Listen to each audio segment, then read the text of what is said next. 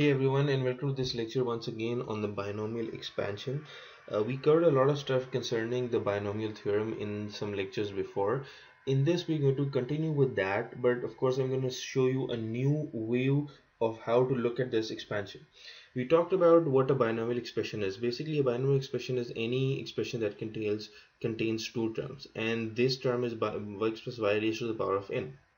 Now, if you want to expand this, that depends on the power of n, but I talked about three things that we have to do in order to expand this. First is that you treat it as a and b, a plus b, and then you write it down as a to the power of n. Then you decrease the a to the power of a all the way down to a to the power of 0. As far as b is concerned, you start with b to the power of 0 and you go all the way down to b to the power of n. As far as the coefficients are concerned, so if you look at this term, this will look familiar to you because we have already done this in the topic of permutations and combinations. This is basically a combination which is represented by a c. So this basically represents nc0, which would mean n being the power of that is the degree of the expression, c being a combination with 0, and then this is nc1, this is nc2, this is nc all the way down to ncn, that is the coefficient that is equivalent to the in terms of the power. So if you look at the reason why we were using binomial expansion was because there might be an expression, for example x plus y raised to the power of 4. In order to expand this, you need to write it down as this.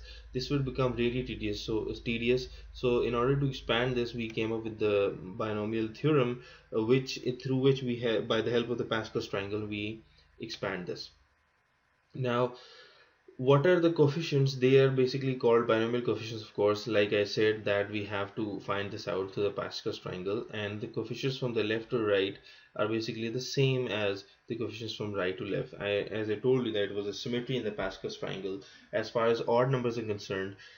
But of course, when it comes down to even numbers, it's a perfect symmetry, and as far as odd numbers are concerned, you can even look at there's a symmetry over here as well. Like, I mean, this is 5, so this is an odd number, but if you look at it from the left to right, you're going to get 1, 4, and 6, and even from the right to left, you're going to get 1, 4, and 6. So now moving on, this is what I showed you in the first slide as well. That basically this is a combination. Basically what we have to do is we have to write it in the terms of n combination with k. So how do we do that? We do that by making sure n is basically the power exponent of the expansion, what we can call as the degree of the expansion, and k is the term that we're using. So just like that in the example that I showed you without the degree of being over there, so it is 5c0 and then 5c1, then 5c2, 5c3. So this is how it is expanded. This is how coefficients are written down. Now if you look, this is exactly what I wanted to show you, that this is this combination what is being written down. For example, a plus b raised to the power of 5. Now 5c0 is going to be the first term, first coefficient, binomial coefficient of this series. The second one is going to be 5c1. Now what I'm trying to show you over here is basically the Pascal's triangle in the form of combinations. So in order to, if you don't have the Pascal's triangle, or if you can't use the Pascal's triangle, or if you just want to make a good the concept of how we are expanding these binomial coefficients, so this is how it's being done. This is 5c1. Now we know from the lecture of combinations how 5c1 anywhere, how that is expanded. This is basically 5 divided by 1. Then 5c2 is basically 5 multiplied by 5 minus 1, that is 4 over 1 into 2, that is n into n minus 1. So just like that, 5c3 is basically 5, 4, and 3 over 1, 2, and 3. Then 5c4 is basically 5, 4, 3, 2 into 1, 2, 3, 4. So this is how coefficients are done. This is how a binomial expression is expanded by the help of combination. This is how you write it down. So as you can see over here, this is a perfect symmetry once again, 1, 5, 10, and then it's 1, 5, 10 from the right to left as well. And this is the expression, this is the expansion that you're going to get out of this.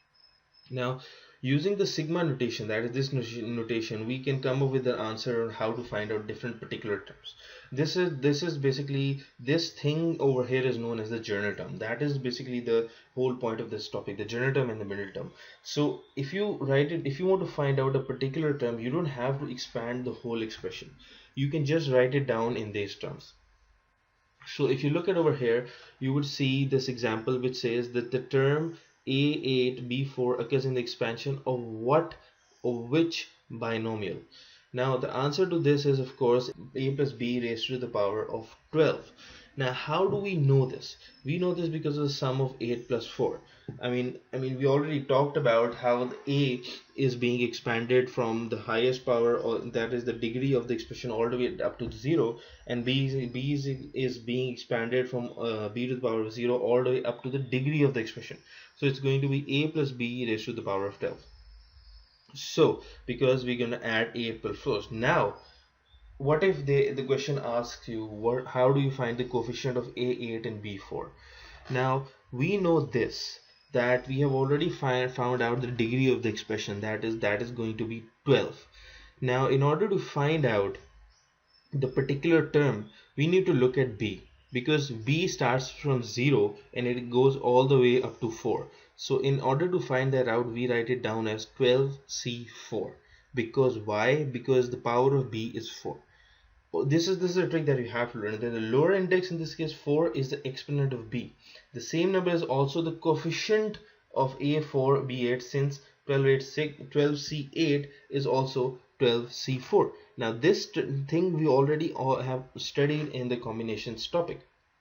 So we're going to write it down as 12c4, and we're going to write it down in the particular form in the combinations that we read, that is 12 into 11 into 10 into 9, and then 1 into 2 into 3 into 4. I'm not going to go back to the topic on combination, how did we get this. You need to go back and you need to find out how did we arrive at this conclusion, but this is how you find a particular general term in binomial expansion. In a binomial expansion, basically, if you have one of the expanded variables and you need to find out the coefficient, or if you need to find out the particular value of a term in a binomial expansion, this is what you're going to get.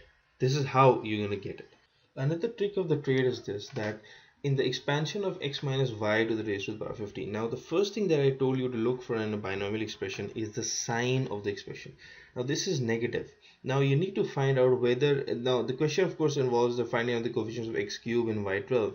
Now you need to find out for yourself, how do we know that the coefficient is going to be a positive one or a negative one. Now the trick over here is that if you look at the exponent of y, basically if you look at the exponent of b, because we look at every binomial expression in the terms of a and b. So if you look at the expression of y and if you look at the expression of b, this is what you're going to get. If you look at those expression, if you look at that expression, you're going to see that if the y is even, that is y raised to the power 12, then the coefficient is going to be positive. Then the coefficient will be positive. You don't have to worry about the negative, and then you can go around writing down what you have to do. For example, over here, if you look, that the first thing that we have to see is whether the coefficient, whether the power of y is even. Now the power of y is even, that shows us that the coefficient is going to be positive. After we have done that, we need to find out the combination, that is 5c12, because the power of y is 12. Now we know that, sorry, 15c12. Now we know that 15c12 is also equal to 15c3. So why do we have to worry about this? We don't have to go about finding out 15c12, because that is going to involve a lot of calculations. Rather than doing that, we'll just find out 15c3 and we will be done with our calculations, and this is how we would know what the binomial expression, what the coefficient of a binomial expression is, that is 455. Now in order to find out the coefficient of x square and y13, now how are we going to do that? The first thing that we have to do is that look at the power of y, that is the exponent of y. The exponent of y is basically an odd one, so that would basically mean that the coefficient is going to be a negative coefficient. So we write it down as 15 into 14. Why do we write it down? Because we know that 15 in C13, that is the exponent of y, is also equal to 15C12. So we write it down as 15 into 14 over 1 into 2, and this is what we get, and this is the answer to this question. So this is how we find out any particular general term. I mean, if you have a value, if you have an expression in front of you and you want to find out any particular coefficient or a coefficient of any particular term, this is how you find that out. Or if you have the expanded term in front of you and you need to find out the coefficient, or you need to find out the expression, this is how you find that out as well.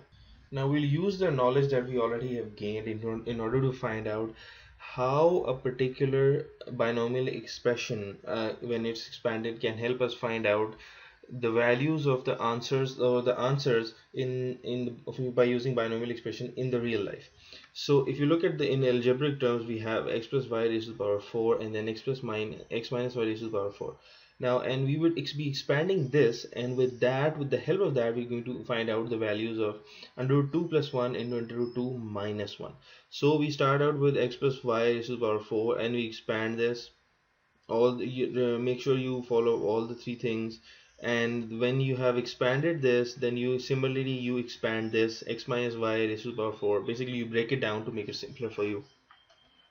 Once you have done this, you basically find out the answer to both of these, that is x plus y raised to the power 4 and x minus y raised to the power 4, and you add these two, and this is what you're going to get. Now if you look at the expressions that we are using, two things are common, that is under root 2 is x and 1 is basically y.